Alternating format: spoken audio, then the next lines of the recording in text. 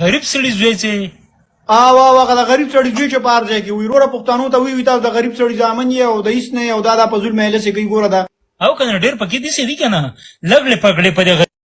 غریبانانو پورې وایي دا که نو دا ګوره دا ته راټیټ که دا ته راټیټ که میسج ورکړه نه زه خو نور یې به څنګه ټیټ کړو چې موږ ته حکومت وسله په غاړه کړه په دې ډک بازار کې په دې ډک بازار کې موږ ته وسله په غاړه کړه چې 12 ګولو والا جاجر دی پکې یو پکې باجه کا او دا ذمہواري دي اوس زموږ په سر هغه څنګه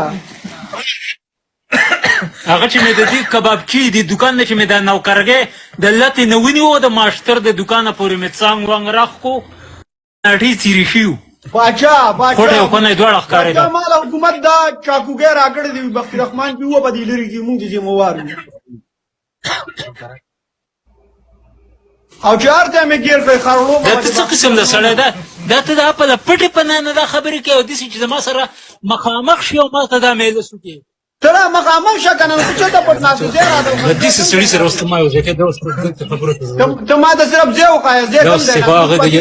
چشمې په سترګو برابر نه لګولی و د هغه دې خبرو ته ګوره زما خبرې ته جواب پرې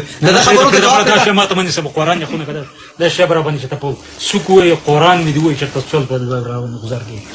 هغه چې ته ورانو دا غړې به د هغه ورانو وه زه به د دې غړې هغه غړې به هغه ورانو وه لکه ورانې خبرې ورته مه کوه ٹھیک تھا جی سر سب نہ بختی رحمان صاحب السلام علیکم